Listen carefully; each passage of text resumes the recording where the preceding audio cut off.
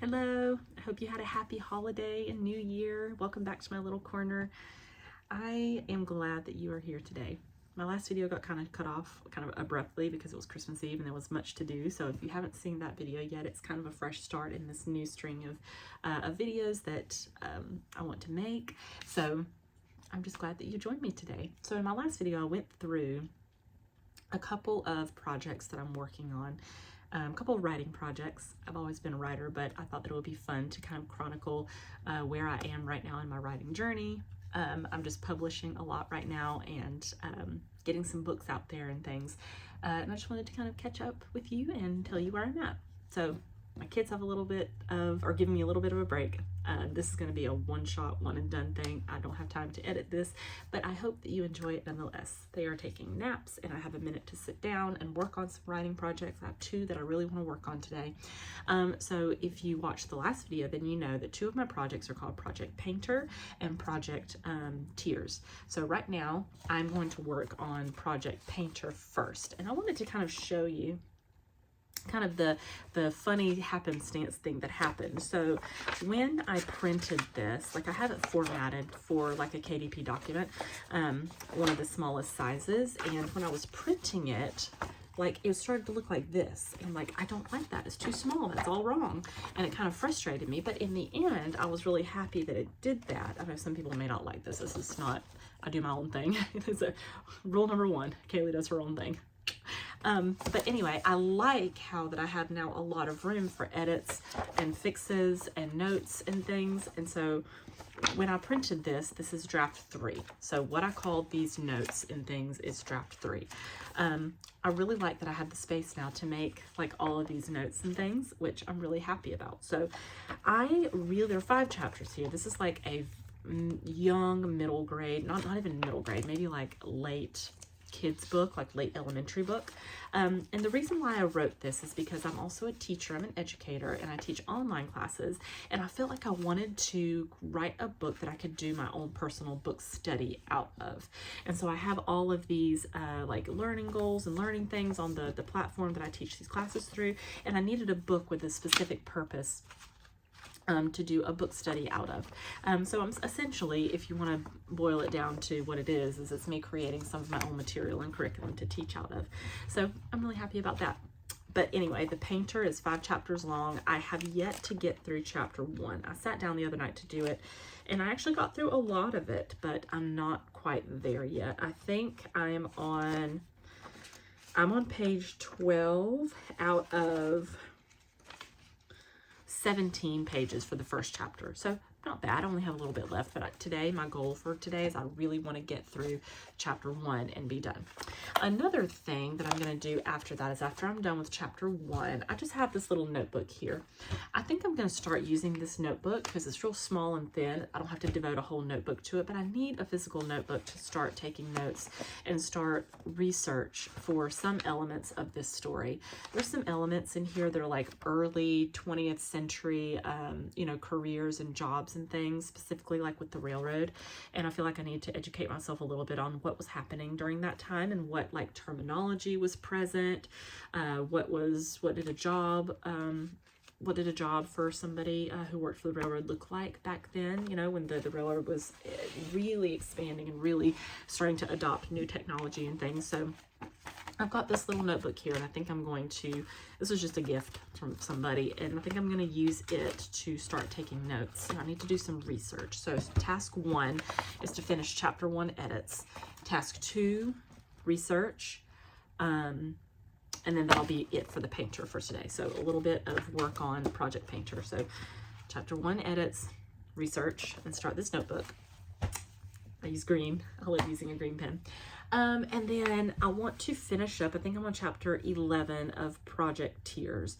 I don't know if I said this in my last video or not, but writing a first draft is like pulling teeth for me. Not that it's hard, not that it's difficult, but I feel like my fingers can't move fast enough. I have this story and I'm typing and I'm typing and I'm typing, and then it's mixed with that experience of I love to plot and I like to have everything solidified, but there's an element of discovery writing in it for me as well. I feel like no matter how hard you plot, there's always for me going to be an element of discovery writing. So, excuse me. I really need to sit down and finish chapter 11. Like, I haven't even gotten to what the title of chapter 11 is. Like, I haven't even gotten to that scene yet that is inspired the title of chapter 11, and I really need to get there. I think I'm sitting at, I don't remember what the number count was last time in my last video. You might need to check back, but now I'm sitting at around almost 42,000 words. I'm at 41,270, I think, and my goal for this draft, at least for this first draft, is to get to at least 120,000 words, because I know that I'm going to have to trim and then add, and I feel like 100,000 to 120,000 is a really good spot to be. As the writing fluctuates and it gets bigger and then it gets smaller, I feel like it's a really good place to be. So my goal for today is to finish chapter 11. Earlier today at my job, I printed off the last 3 chapters that I had not printed off and put in my draft binder, because I print off every chapter when I'm done. I don't edit it. I don't do anything to it until I've got those drafts complete, like those chapters printed and complete. But I printed out the next like 3 chapters. It's been like 3 chapters since I've printed. And I started flipping through it, and I got frustrated with myself because I was already wanting to like start and edit and do things. And I'm like, no, you don't even have the first draft finished yet. And I know people say, you know, there's probably a rhyme, a reason, a method to doing it. But for me, I feel like I need to finish that first draft before I start making any changes, any edits. I need to go through, I need to read it, look at it as a whole, and then I can start that second draft and make all the changes and the edits and reworks, tie up some loose ends kind of thing. So Project Tears is a big project for me. So I'm really excited about that one. It's a good project. I'm excited about it. So Project Tears is, I need to finish chapter 11 today, which isn't going to be much longer. Like, I need to finish, and then it won't be much longer. And then I can go on to chapter 12, which I think in my next video I'm going to talk about chapter 12 because it's a big chapter for me, and I'll explain why soon. But I want to keep this video short today. Non-writing related things, but author, writing, reading things. I wanted to share 2 things here that are really, really fun for me. As a teacher, as an educator, and as a lover of books and things, I've, for my entire life, have loved I loved school. Like, I liked going to school. And as I began to get older and curriculum started to change, I couldn't stop thinking about the curriculum that I learned how to read out of. And as you know from my last video, I'm heavily tied into both the public school and the homeschool cultures. Like, I'm very well versed in a lot of content terminology and things with both of those fields. But I love this curriculum that I learned how to read out of, because to me it really evoked just joy. Like, it was a great collection of stories, and I think about it often, and I wish some of our stories were like that. They were simpler stories. It was a little bit gentler, a little bit simpler, and focused on experiences, shared experiences, community, like growing a child's insides.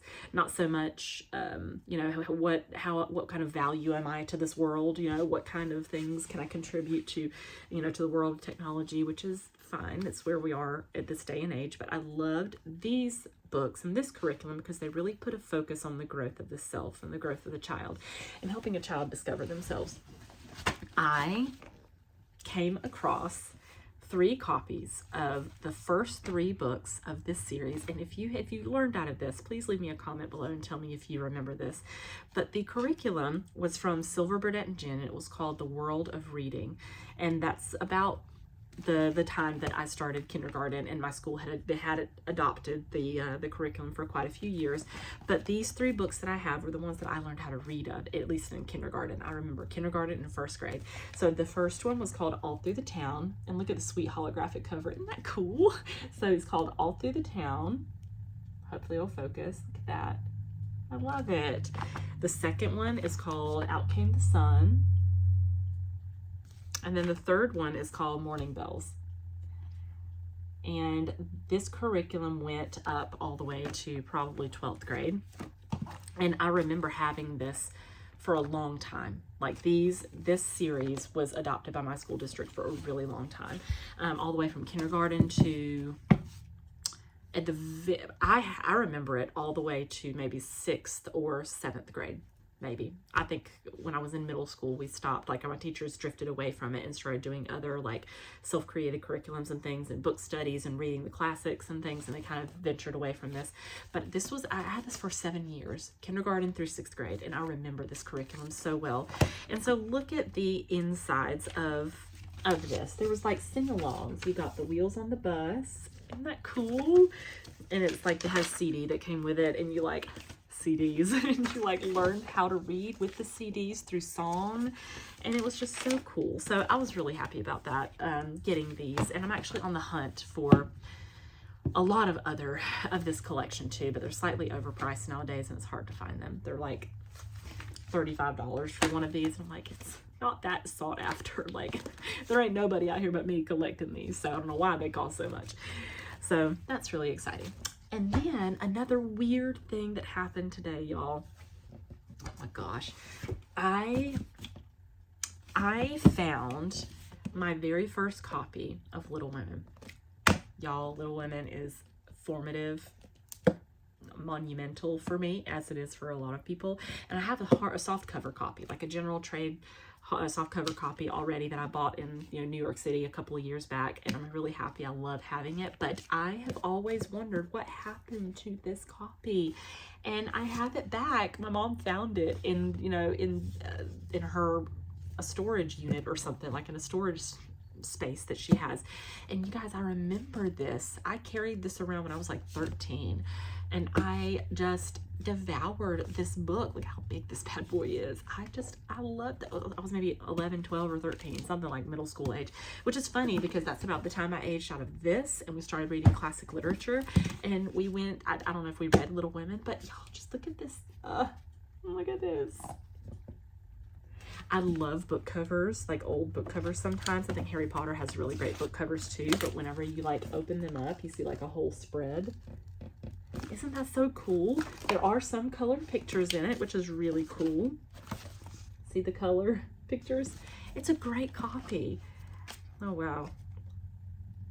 Some kind of dollar bookmark thing. I don't know. Marking pads 78, 79. I definitely have read through the whole thing. I don't know why that bookmark's there. Maybe I just randomly stuck it in when I was done, but I'm so thrilled about this copy. So this is a great copy. I don't know when this copy was made.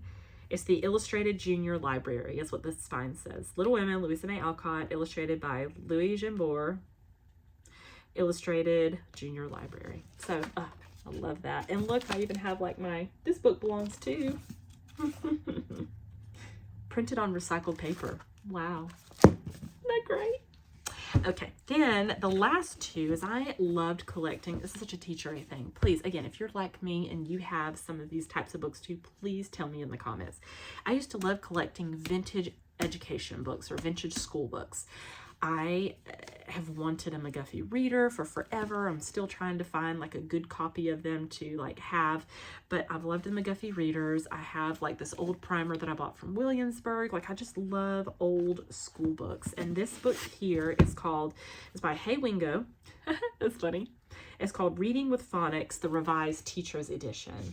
So this has a really cool, some kind of illustration here on the cover. This was printed in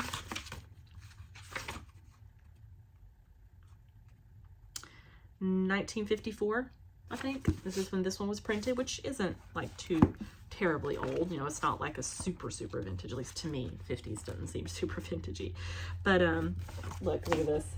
So you've got like all like the teacher's edition stuff here, and then we get to A, O, U. These must be our vowels. Some S and M. Like, this is really cool. We've got like some word families and things. Oh yeah, more word families. So yeah, this is really cool. I love books like this because it shows how far education has come. So that one is a teacher's edition called Reading with Phonics. And then the last one is, this one is much older. This is called the Kindle Fourth Reader. I don't know much about this. I need to do some research on this, but I don't know much about the Kindle Fourth Reader. It's been through a lot. You can tell there's like some wear and tear like on the cover, It's looking a little rough, so it's not worth much probably.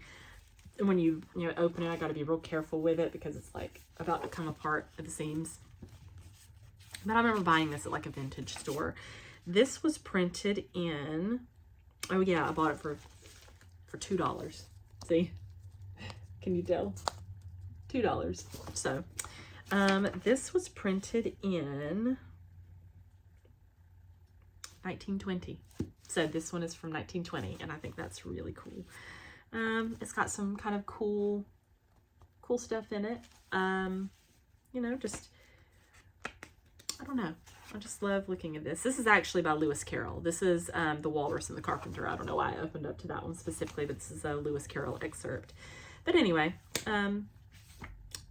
that's really cool. So I'd love to do a flip through. If you like this kind of content, you want to see like a flip through, let me know. So, okay, well, that's kind of all that I'm at right now. It's been about 15, almost 16 minutes, and I need to get started on Project Painter over here and eat a little bit more food. But thank you for joining me. If you see me looking like at a weird spot, my iPhone is turned to the side. My camera is like right over here, but I'm keep looking like over here. So anyway, thank you for joining me. If you have any input or any anything that you liked about this video, please let me know at the bottom.